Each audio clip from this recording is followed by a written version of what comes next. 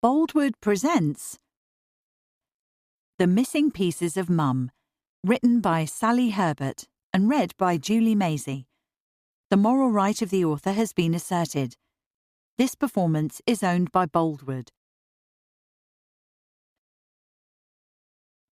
Part 1. Phyllis Little, Orphan. Chapter 1. Where do I begin? Catching sight of her winding her way down the hill from the station to meet me, as she often did, you could have easily mistaken my mother for one of life's misplaced people. The moment I caught her eye, I felt a sense of elation that she was here again, and yet a pang of sadness too. I laughed when my partner Philip joked that she could be Mr. Bean's mother. I knew exactly what he meant. Other boyfriends in the past had been less kind.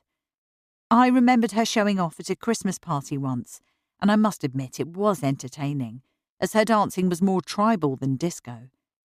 At least I understood her little eccentricities. But to some people she may have appeared odd. She certainly wasn't your average mother, that's for sure. How she managed to get stranded in a lift in the Savour Centre at 10 o'clock at night, when the store had already closed, or ended up being dropped off by a taxi driver in the middle of nowhere in London when she only wanted to go a few miles down the road, I will never know. Things seemed to just happen to her. Dressed in a teenager's graffitied parka coat, her ebony hair cut in a boyish style and weighed down by a ton of carrier bags, she drifted along aimlessly in a world of her own. I couldn't help but wonder what had changed her. When I was growing up, she cared about her appearance, even when she had very little money. But now it was as though she had let everything go. That's not to say she was an unhappy person. On the contrary, full of the Irish banter and a cheery smile, nothing ever got her down. Even the checkout girls in Tesco would ask after her, as did the man in the dry cleaners, whom she used to buy charity pin badges from. "How's your mother? Haven't seen her lately," he said, checking the number on my ticket. "She's a real character, you know. Cracks me up with the things she comes out with." That didn't surprise me, since she tended to say exactly what she thought, which, to my relief, most people found amusing. Nothing she said was ever meant to offend. It was just her being her. As she plodded nearer, I scuffed my feet on the pavement and buried my head in my scarf, trying to shake off the biting wind.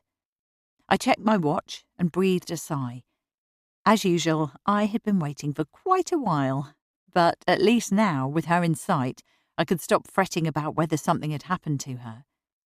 My eyes followed her movements as she stopped at the lights to cross the road and negotiate the fast-moving traffic. She was puffing heavily on her cigarette and dragged her feet as she ambled along, painful arthritis having caused her left foot to splay out to one side, making her walking slow and laboured. But as soon as she saw me, she forgot about her ailments and her face lit up. I couldn't help but smile as I watched her wave her hand in the air like an excited child. "Sal! Sal!" she called out, trying to be heard above the din of buses and heavy lorries thundering past. Coming down to see me was the highlight of her week, when she knew that she would be looked after and could completely switch off for a couple of days. It was our little routine. Even though I was now in my mid-40s, I still needed her as much as she needed me, and throughout my adult life she had been my pillar of support when things had gone wrong. "It's not about you," my ex-husband announced as he stormed out of the door. "It's about me and whether I still want to remain married to you." She was there, that day he left, cradling me in her arms like a broken doll as I sat cross-legged on the floor in a shower of glass and debris. And it was her who gave me the strength to move on when, eventually, I decided to relocate to Sussex and start over. "Don't worry, darling," she said. "No matter what happens in life, you've always got your mammy. You don't need a man to make you feel happy. I'm telling you they're not worth a light, the lot of them. Just believe in yourself and be strong. You know I'll always be by your side."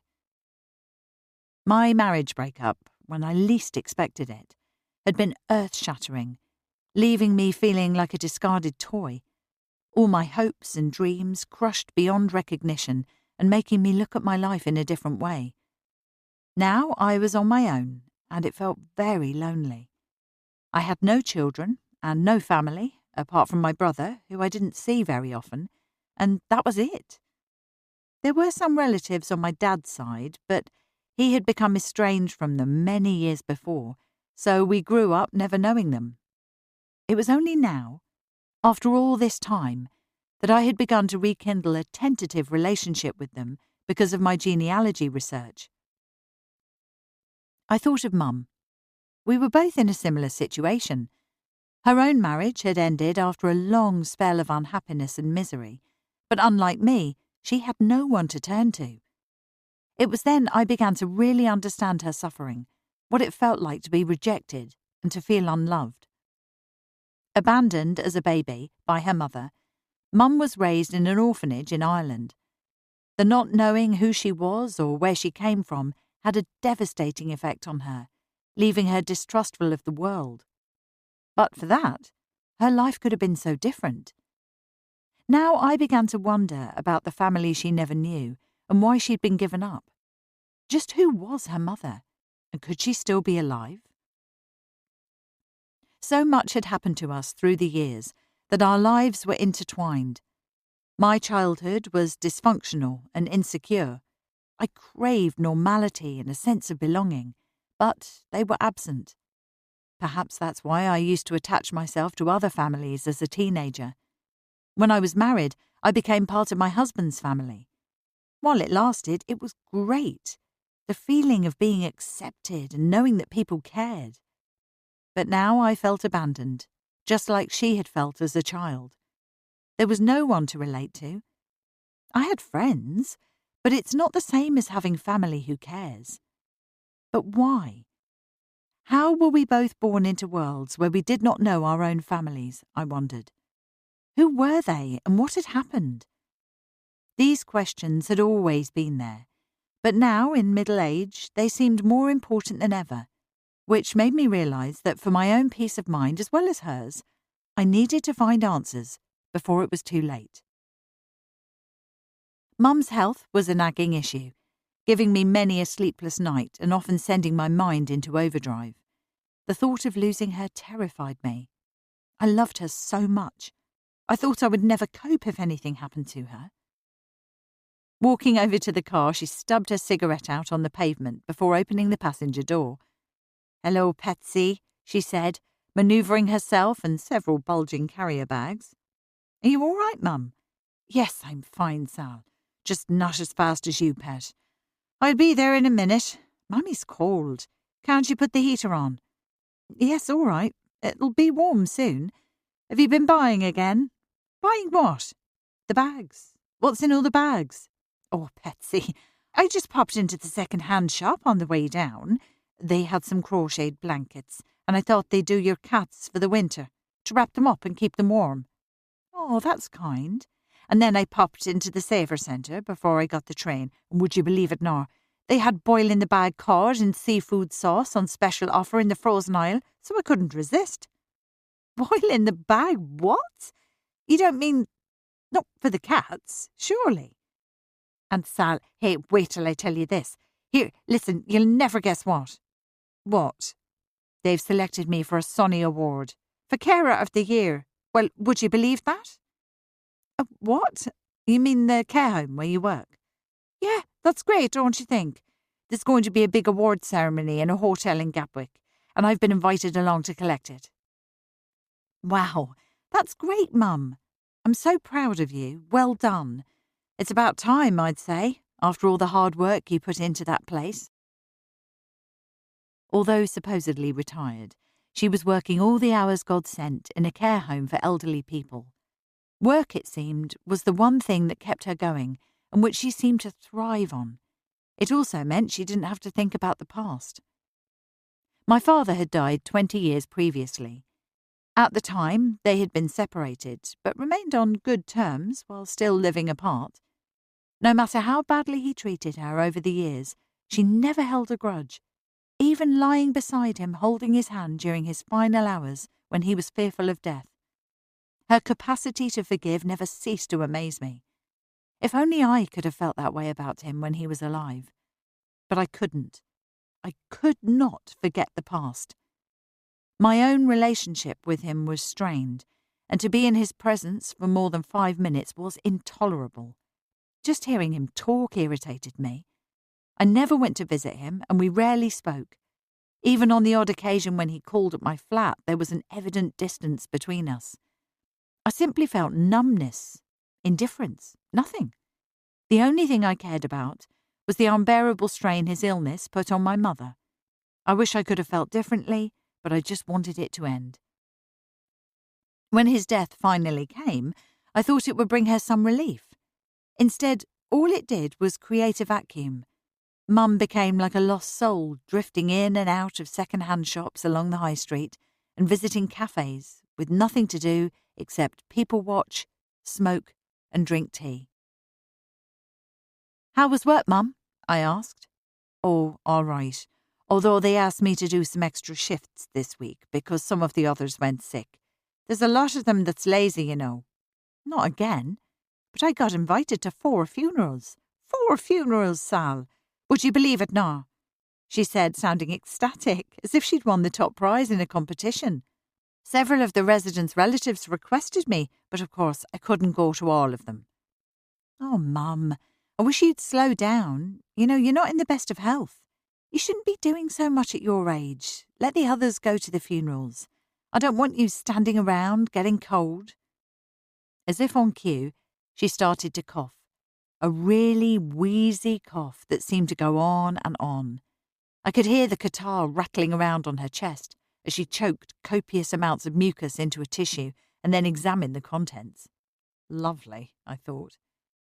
"Have you got another chest infection?" I asked. "Oh, no, don't worry about me now, I'm grand. There are plenty worse off people than me. I love my job, and I'm very lucky still to be employed at my age. Did I tell you about Mary?" "No?" "Poor Mary. And now she's gorgeous." "But, Mum," God bless her, I love her. "She's just so sweet. But the poor thing has dementia and has no family. Makes me realise how lucky I am to have you and Will. You know, I felt so sorry for her. I bought her a little teddy the other day, out of my own money, and she was delighted. Oh, delighted she was." "That was really kind of you, Mum, but you shouldn't be forking out your own money. Let the home do that." "Ah, Patsy, I know what it feels like to have no one in the world, just like Mary. No one to even come and see you. Sure, it's nothing, only a few pounds, so what? You know, money doesn't mean anything to me." "Oh, Mum, what am I going to do with you? I really wish you'd pack up work and come and live down here with me." It was no use. She had already switched off and was deep in thought as usual, not listening, but looking out of the window at people we passed in the high street as we headed for the winding country road to take us home. "Sal, darling, tell me, how are you getting on with your father's family tree? Have you found out any more yet?" I knew she wasn't really interested and only mentioned it for something to say, but having recently caught the genealogy bug, I had been keeping her updated about my progress. "Yes, I found out quite a lot and managed to go way back. But what I'd really like to do is find your family." "You mean my mother?" "Well, yes. And who knows what else?" "Oh, Sal, that would mean the world to me if I could just find out what happened to her. But I doubt I ever will. You know, I believe that the orphanage changed the date of my birth deliberately so she'd never be found." "But that doesn't make sense, Mum. Why would they do that?" "Oh, darling, everything was well hidden in those days. No one ever talked about anything. It's not like it is today. They didn't care about you as a person. I was a nobody, the lowest of the low. That was how it was in life back then." "Mum, that's so sad. But surely there must have been a good reason. I can't believe they'd hide the truth from you like that." "I don't know. Perhaps it was something to do with my aunt's family. They never liked me. Certainly Edna Carter never approved, and Bunty could never look me in the face. But my aunt always said there was money put aside for me. In fact, once she actually said that her mother would never leave her daughter out of her will. But she wasn't your real aunt, was she? She was only your guardian. Do you think you might be related then? She stared out of the window. Mum had been such a loving mother to me and my brother. Selfless and giving, she poured affection into our lives.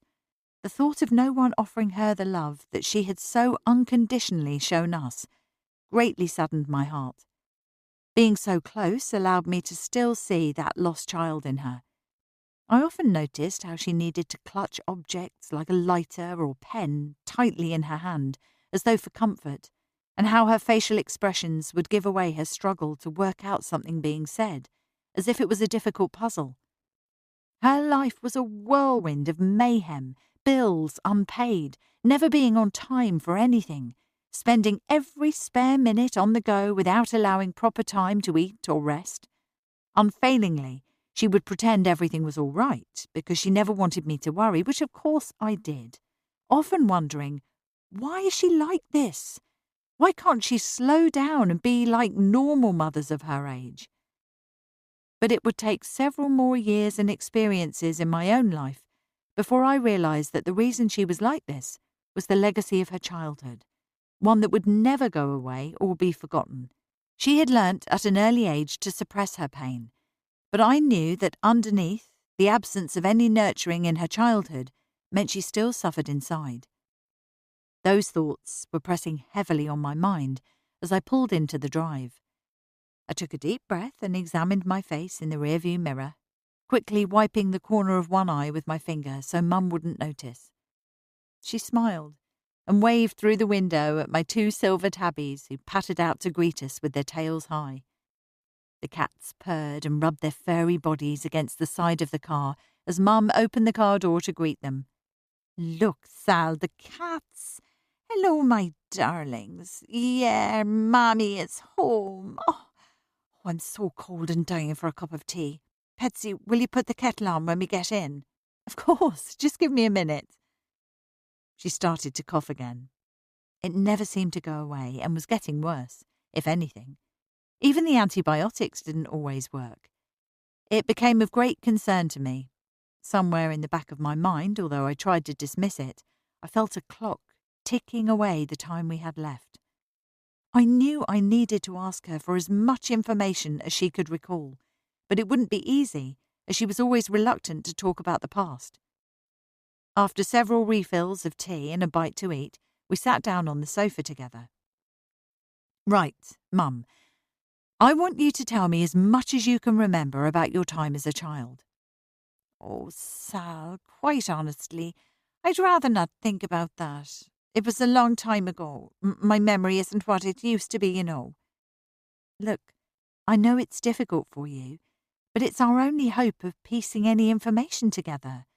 There must be a way of finding out about your mother, why you were brought up in an orphanage. You want to know the truth, don't you?" "The truth?" she asked incredulously. "Darling, I've thought of nothing else for the last 60 years.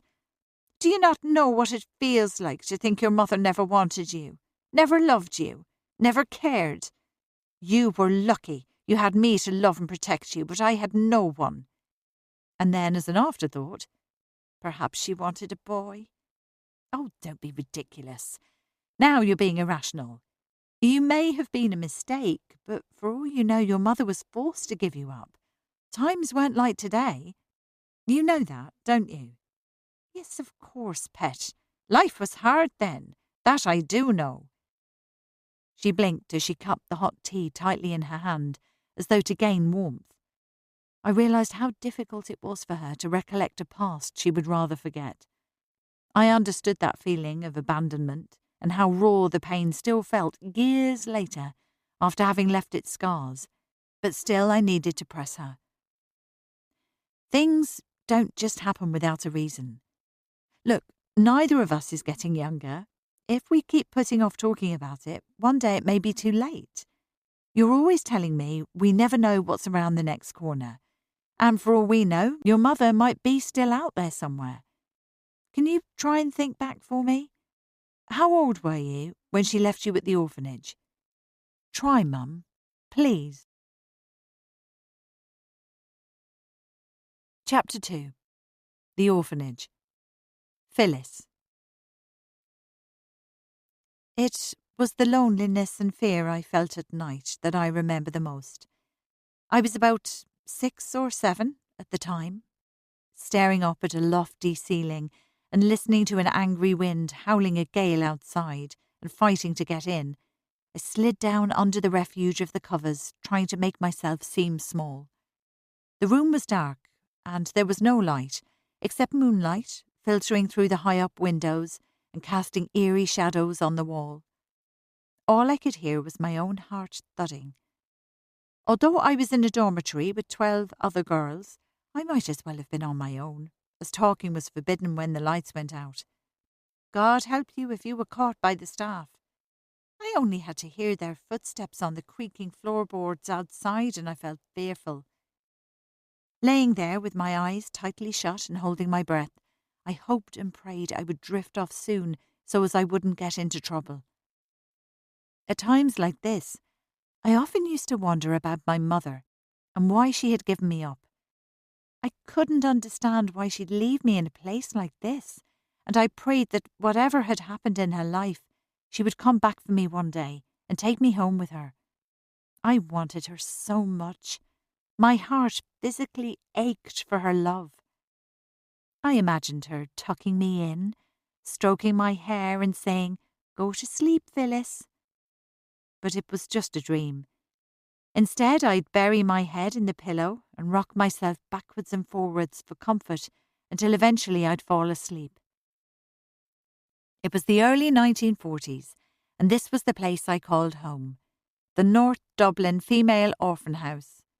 It was the place I had grown up in since I was nearly 3 years old when I was transferred from the Bethany, a mother and baby home for unmarried mothers. The orphanage was not a place of love. There was no talk of love. There was never any talk of mothers or fathers either. It was just accepted that you had been conceived out of wedlock, and so this was your lot in life. Several other girls who had never known their parents came from the same place, and they were all like me. It was a Protestant orphanage run by a Reverend Parsons, who ruled us with an iron rod, quite literally, and he was responsible for the religious indoctrination of our souls. Church was 3 times on a Sunday. In between church, dinner and tea, we were marched in all weathers on long, arduous walks up to Phoenix Park and back. By the end of the day, we were fit for nothing. Our life in the orphanage was structured so that little time was left for ourselves. "Will you all stand for hymn number 93, What a Friend We Have in Jesus?" the Reverend ordered, and I watched him narrowing his eyes to observe the 2 of us like a hawk. Patsy, my best friend, was huddled close to me. I could smell the musty dampness of her coat from the rain and her stale breath. She had the giggles that morning. "Ah, no, Patsy, don't, no," I mouthed, trying to control the smirk on my face. I only ever had to note that twinkle of devilment in those eyes of hers to know there'd be trouble. I'm sure it was that unruly mane of red hair that made her so bold. It certainly wasn't me, as I was mostly a quiet child, although I did have my moments. The place made you that way, always being told you mustn't do this, you mustn't do that. Every task was done in complete silence and obeying all the rules, or there were severe consequences. For a moment, my mind wandered, as it often did, and I watched the sun's rays illuminating the stained glass window. The bright colours were beautiful and had me transfixed until my thoughts drifted away, wondering what the outside world was really like. I thought about when I'd be old enough to leave and be free. Free as a bird, I was thinking, how wonderful that would be. The Reverend noticed I was distracted, gazed down and shot me a glare of disapproval. Oh, God, why was it me? Why always me? Quickly I buried my face in the hymn book. His sermons were always fervent. He lectured us from the pulpit, working up a sweat and dabbing his brow with a handkerchief. When is it ever going to end, I thought. It was a relief when we could file out of the church. Phyllis Little, come back here, he summoned. Yes, Reverend, I replied. Was it you I saw fooling about during my sermon? No, Reverend. Well, I hope not. God's house is not a place to be mocked, and if I ever catch you behaving disgracefully, there will be all hell to pay. Am I clear? Yes, Reverend. Of course, Reverend. I turned to go, but he hadn't finished. Little, your hair is like a haystack. Show some respect in the house of our Lord. Remember, cleanliness is next to godliness. I know all about you. I'll be watching you. Just remember that. My aunt, who wasn't my real aunt, but acted as my guardian, never cared for him. She always sensed something untrustworthy about his character, especially when he complained to her about me.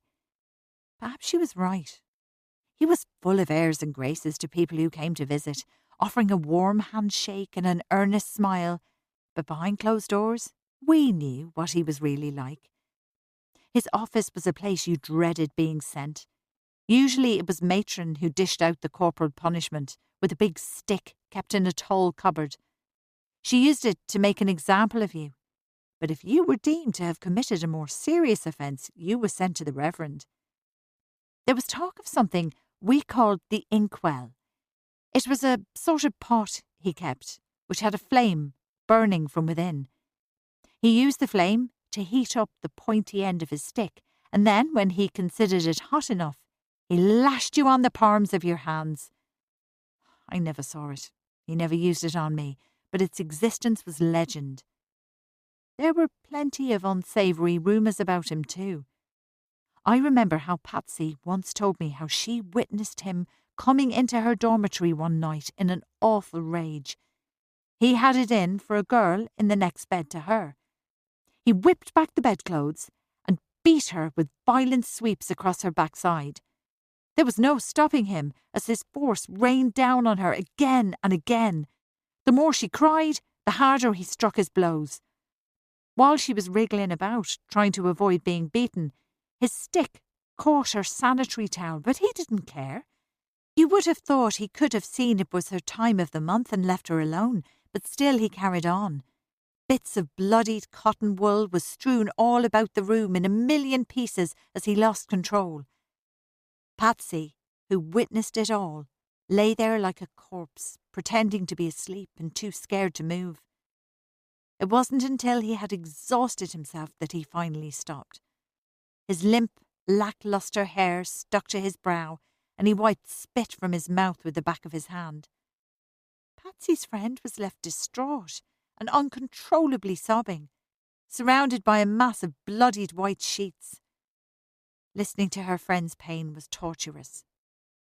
Patsy told me later she was never going to tell anyone when her period started. She didn't want the same thing to happen to her. However, we got our own back one day. It was a Saturday afternoon, and we had been hard at work, cleaning rooms on the first floor. The Reverend, who thankfully we didn't see that often, was walking about the building looking for Mrs Pritchard. She was in charge of housekeeping and liked to keep us all in our place. Patsy and I peered over the banisters to see what was going on. "Have you seen herself, Mrs Pritchard?" we heard him inquiring, his voice echoing upwards. "Sorry, no, Reverend," came the reply. "Maybe she's upstairs." "Will you tell her I'm looking for her if you see her? I've some urgent business to talk about," he said. He strode towards the front door as if he was going back to his clergy house, but then changed his mind. "I'll just dash upstairs and check to see if she's there for myself," he said, and bounded upstairs 2 steps at a time. "Quick, Patsy, quick! He's coming! Hide!" I said. Oh, sure, we both had the devil in us that day. "Let's get him," urged Patsy. "Right, I'll get this big stick and lay it on the floor. You get in that doorway opposite, and I'll get in this one. We'll hide behind the doors, and when he's close, I'll shove it over to you, so as when he runs along the corridor, he'll trip up, and then we'll run for it. What do you say?" "Oh, that's absolutely brilliant, Patsy," I said, suppressing my fear with laughter. His fast-paced walk grew louder and louder the nearer he came. I could hear my heart fiercely pounding, and my hand trembled uncontrollably as I held the stick. It was a daring plan, and I'm not sure why we did it. Maybe it was the thrill of being able to get away with something.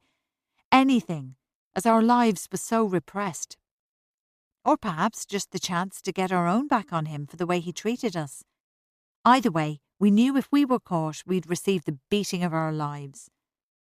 Dizzy with excitement, my head started to spin as his footsteps drew closer. Patsy winked to me from the doorway opposite. All I could see were a flash of sapphire eyes and a set of pale fingernails cupped around the edge of a large oak door. I winked back. He could hear the metal heel plates on the soles of his shoes tap, tap, tapping on the wooden floor. I held my breath. In a moment of unbridled madness, Patsy shoved the stick along the floor at great speed. Quickly I grabbed it, lifting it slightly, and wham! He tripped and stumbled, then fell into a dishevelled heap on the floor, his round-rimmed spectacles flying off at random and his white wispy hair in a state of disarray. "What the hell?" he cried, attempting to pull himself up from the floor. "Who in the name of all that's holy? Wicked children that ye are! When I find out who it is, you won't hear the end of this, I can assure you."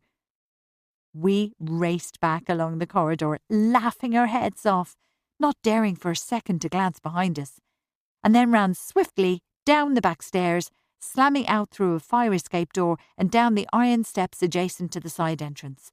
We ran like we'd never run before.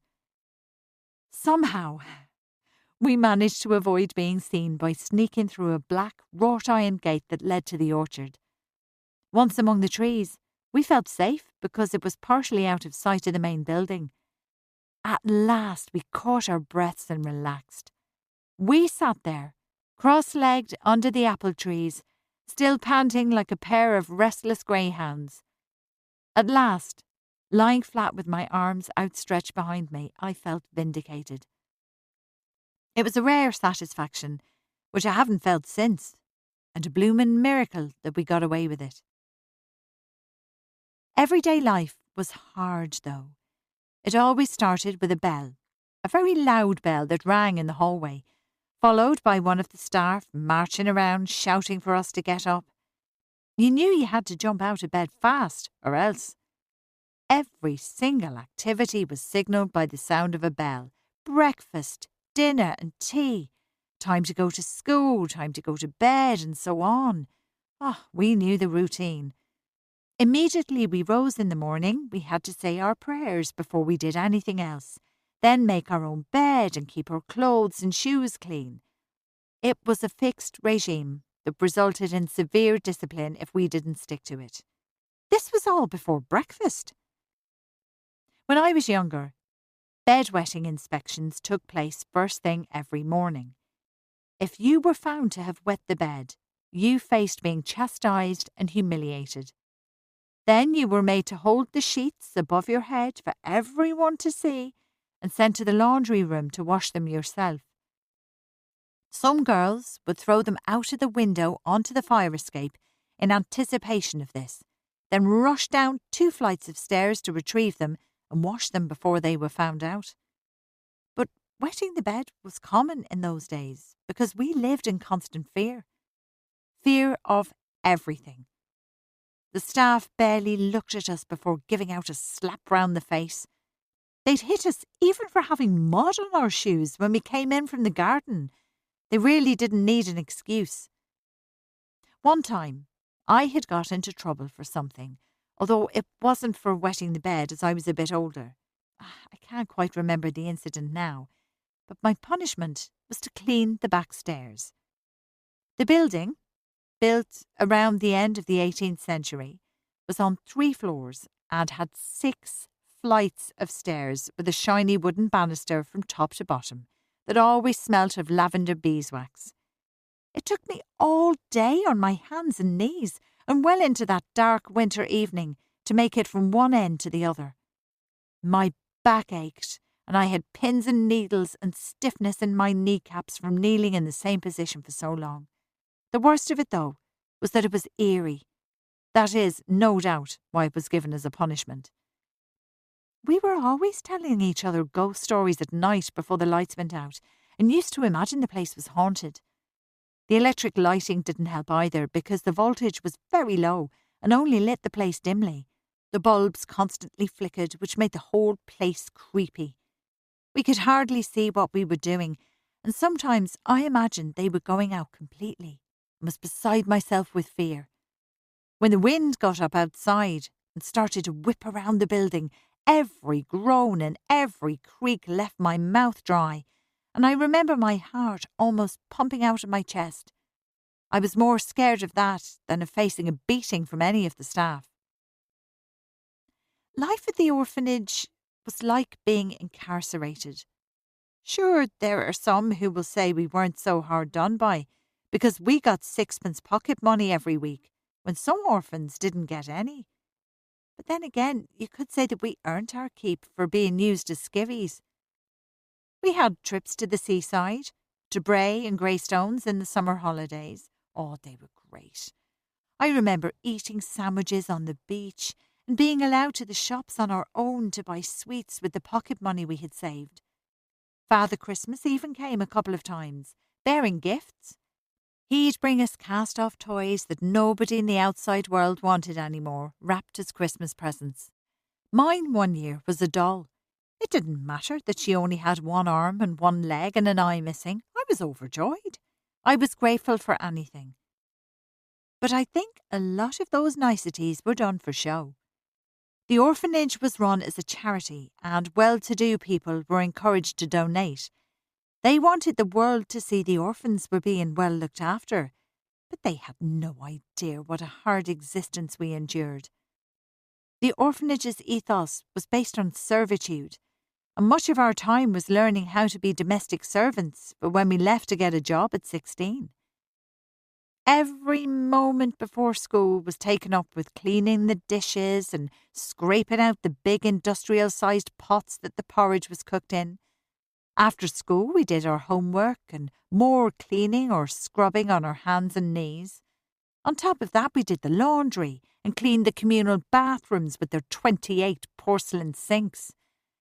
It never seemed to end. I hated all the cleaning, and I suppose because of that, I wasn't good at it. Maybe that's why housework was never my thing later in life. My head was often in the clouds, dreaming about the day I'd be free and reunited with my mother. I used to wonder what she looked like, and if I took after her in any way. Did I get my raven hair and dimpled cheeks from her? And why did my front teeth slightly protrude? Were they like hers? What made her give me up and let me grow up in a place like this? What had I done that was so bad? That made her abandon me? Or did she simply not love me enough? Oh, I longed for her so much. During one of my daydreams, Mrs Pritchard was patrolling the corridors for signs of idleness and caught me in the act. "Wake up, Phyllis. Are you daydreaming again?" she exclaimed. "Call this clean? By my soul, you are the laziest child I think I ever met. Lazy, good for nothing and useless. Don't you know how lucky you are to be here instead of out there on the streets? Well—" "Sorry, so I am, Mrs Pritchard. I'll do the sinks again. I will so, I promise." "I think you will, my girl, and I'll be back to inspect them shortly," she warned, rushing off to persecute more victims. It was no place for a child. We were made to feel grateful for a bed to sleep in and food on our plate. It was continuous work and very little play. Recreation was only allowed on Saturday afternoons, once we had finished our chores for the day.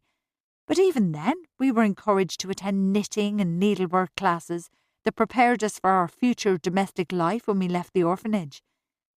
Some Saturdays, a lady known as Auntie Joan, who used to teach these skills, came up to the dormitories and threw sweets on the beds for us all to clam before. There were occasionally a few nice ones like her, but no sooner did you get close than they left, and that broke your heart. We also had to look after the younger children, A special room was designated for learning to change nappies and how to wash and dress them. Oh, I loved the little ones, and looking after them made me want some of my own when I grew up. By the age of 12, I'd already decided I wanted to be a children's nurse. And then there was never enough food. When it was our turn to scrub the potatoes in the scullery, we'd eat them raw if no one was looking, as we were so constantly hungry. Oh, sure, they gave us 3 meals a day, but they were meagre portions, never enough, and the older girls stole mine off my plate whenever they could. "Give it here," one would say, snatching it when I wasn't looking. "If you don't want it, I'll have it." I was never quick enough to realise what was happening. Being the smallest, I found it difficult to retaliate, especially against older girls who were meant to be looking out for us. Thinking back, I don't blame them now. It was the way it was. You'd chance anything if you thought you could get away with it. Sometimes we'd sneak down to the orchard and steal apples from the trees and stuff them down our knickers. Thankfully, I never got caught. Every morning, we stood in the refectory hall with its cavernous ceiling and high windows, waiting patiently at the long bench tables for permission to sit down. It was always a stressful time, and quite often I fainted while waiting. That happened to me a lot when I was younger, and I never understood why. Once matron had finished saying grace, we could start breakfast. It was always the same, controlled and very disciplined. A bowl of porridge, a slice of bread and marmalade, and a cup of tea. Dinner was a small dish of some sort of vegetable stew, with a tiny bit of meat in it if you were lucky. Tea was a piece of cheese and another cup of tea. It was never enough, not with all the energy we used scrubbing the place down all day. The staff sat on a separate table, watching us continuously, scrutinising us to make sure there was no talking or laughing. "The girl Bets and the girl Little, you will stop all that chatter now, so you will, and eat your food in silence," was a common command. God, you couldn't breathe. We all saw that unlike us, they had pots of honey and jam and whole loaves of bread, so they could help themselves to as much as they liked. They had nice china too, not the chipped mugs we were given. We were certainly forced to understand our place in life. Even the outside world looked down on us, especially if they knew we were illegitimate. I remember one time when we had a rare outing and were marched up to visit the zoo, paid for by a local lady somebody or the other. There'd been a motor accident right outside the main gates. We were instantly recognisable in our dark green gabardine coats, with hats pulled well over our heads, holding hands and marching 2 by 2. People always stopped and stared. A group had crowded round the scene of the accident, where an elderly lady was lying in the road. Immediately we were picked on by a group of boys from a local private school who jeered at us. It was the first time I became acutely aware of how people from the outside world judged us. "Orphans, orphans, dirty little orphans," taunted the boys. "Ah, look at them now. It's the poor little orphan girls. What's the matter, orphans? Didn't your mammies want you now?" They snickered and ridiculed, while the adults in the crowd turned their heads and looked away. There was not the merest glint of compassion in their eyes. Sure, we were only orphans to them, which meant nothing. Luckily, an ambulance arrived swiftly, because all I wanted was to disappear and for the ground to swallow me up. I lowered my head and stared at the paving stones. I felt so sad and ashamed. It felt so unfair to be treated like this, even if they were only silly schoolboys. State school was the worst, so it was. The teacher thought nothing of singling us out. She hated anyone who she thought was the offspring of a fallen woman, particularly if she knew you were from a place like the Bethany home. Thankfully for me, I only had to attend there until I was 12 years old, and then for some lucky reason my aunt paid for me to go to private school. Out of the whole orphanage, only 2 of us were privileged enough to be sponsored. That in itself caused a problem, though, with repercussions I never envisaged. By the time Mum finished telling her story, it was past 9 o'clock and she had started to fade. I left the room for 5 minutes, and when I returned she had nodded off, still sitting upright. When I called her the following morning, she was still weary from the day before. The curtains were drawn, but a spear of light pierced its way into the darkness, revealing an array of black garments scattered about the room.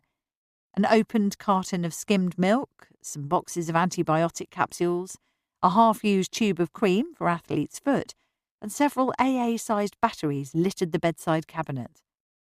Mum, are you getting up? I've made you a cup of tea." Beneath the duvet she stirred and coughed. "Are you okay?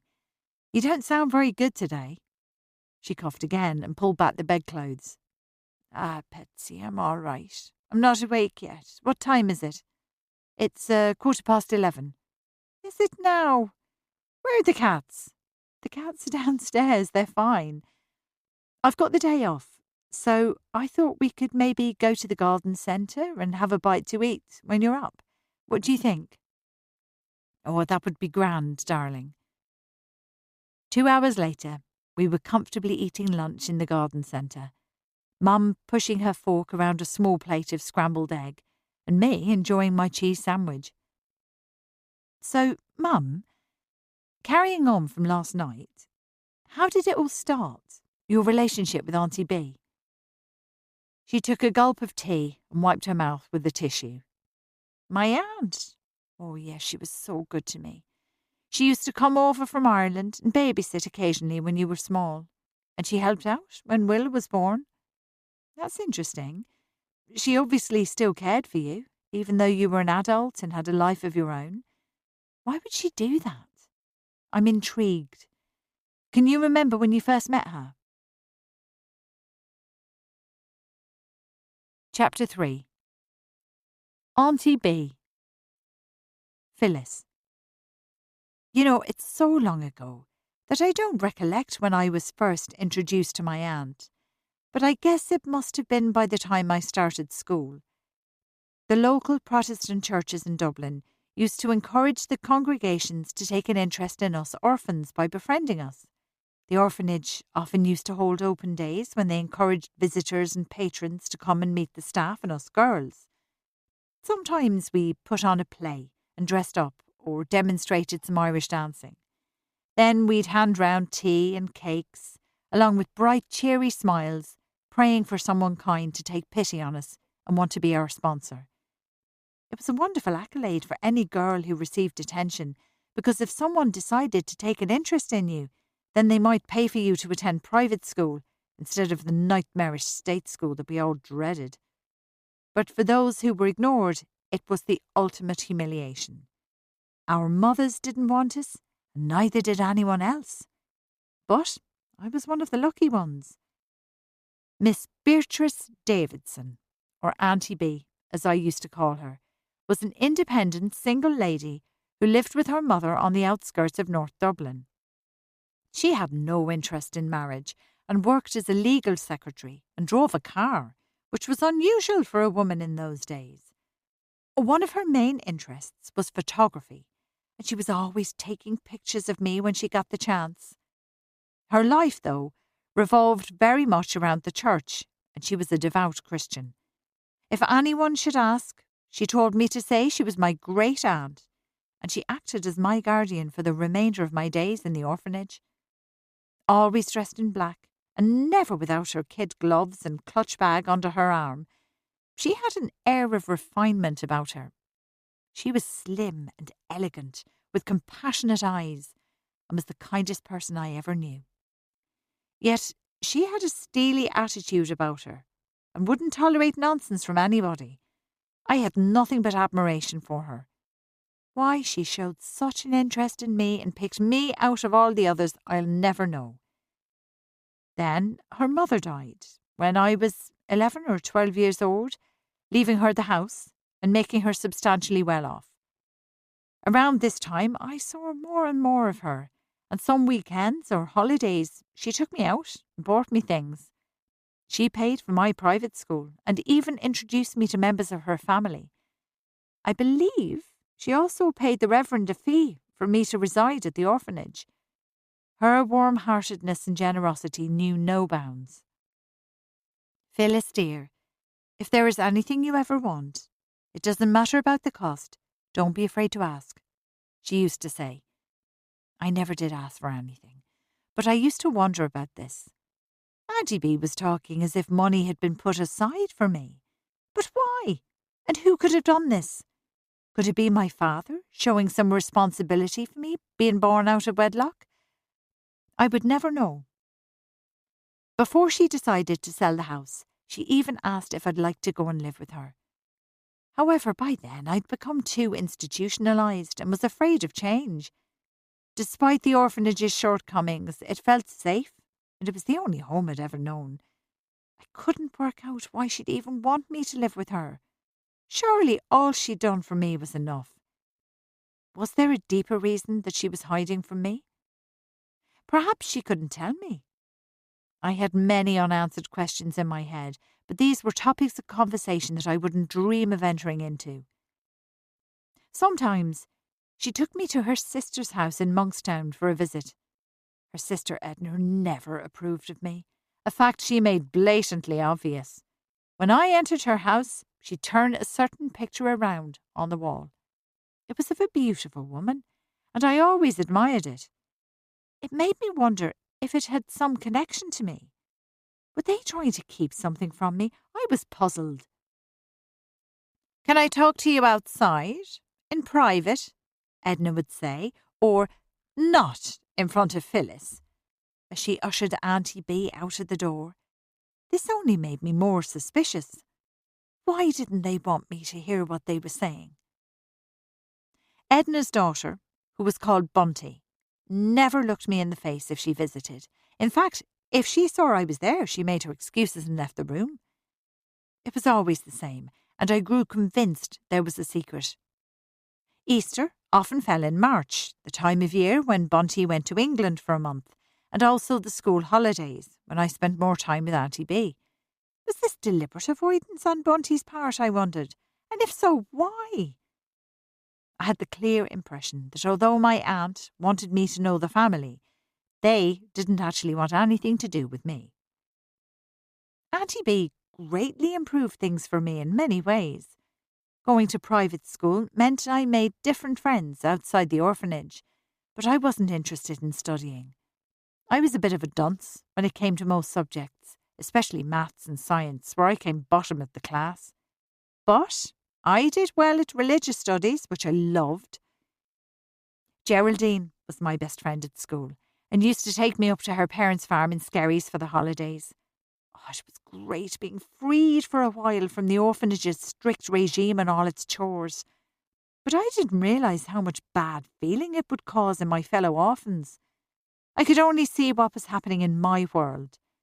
And perhaps, looking back now, I should have seen it through their eyes. After all, I was the lucky one with a guardian aunt. Back then, I didn't think like that. Life was just about getting through each day and surviving. One Saturday afternoon, when I returned from a shopping trip with Auntie B, Patsy and Joyce, another friend, were on their hands and knees cleaning the hallway floor. "Been out with your auntie again, Phyllis. What did she buy you this time then?" said Joyce, petulantly looking up from her bucket with a floor cloth dripping from her reddened hand. "Auntie B took me to Grafton Street, and she bought me a coat and some sweets," I said, as though it was nothing. I tried to get past them, but they blocked my path. "Grafton Street, was it?" inquired Patsy. "Ooh, she must be well off then." She squeezed the floor cloth of every last drop and then slapped it hard on the stone-tiled floor in front of me. "No, not at all," I said, as I began fiddling with the buttons on my coat. "You've changed, Phyllis. You're not the same as you used to be," said Joyce. "No, I haven't." "Sure you have. You're at private school now." "We're not good enough for the likes of yous anymore," said Patsy, joining in. "Patsy, don't be like that. You're my best friend, you know you are. It's not true. Of course you're good enough for me. Please let me pass, Pats, please." "Not until you cleaned your shoes," said Joyce, spitefully flicking the floor cloth. heavily saturated in dirty grey water over my feet. My shoes and socks were completely soaked through, and I squelched as I walked. "What'd you do that for?" I exclaimed. "My feet are soaked now." "Oops, so clumsy of me. I'm so sorry now. I didn't mean it," mocked Joyce. "Can we have some of your sweets, Phyllis?" asked Patsy. "Well, I don't know why I should after what you've just done, but I don't want you to be angry with me. Sure, I'm sorry if I upset you now. Pats, please let's still be friends. Come on now." "Ah, Phyllis, you know we didn't mean it. Sure, we're only having a laugh now." Patsy was trying to sound sincere, and I genuinely wanted to believe her. I bent down, feet standing in a dripping puddle, and offered them both a sweet. Joyce grabbed a handful, then Patsy. Then Joyce went back for more before finally snatching the paper bag from me. "No," I cried, "give it back. Auntie bought them for me." I lunged for the bag in a state of panic and upset. "Give it to me! Give it back here!" With that, Joyce grabbed my hair by the roots and pulled my head down as far as she could, while Patsy held the bag in the air so I couldn't reach the sweets. "Ah, stop, you're hurting me!" I screamed. In all the commotion, the galvanised bucket, filled with the dirty, disinfected water,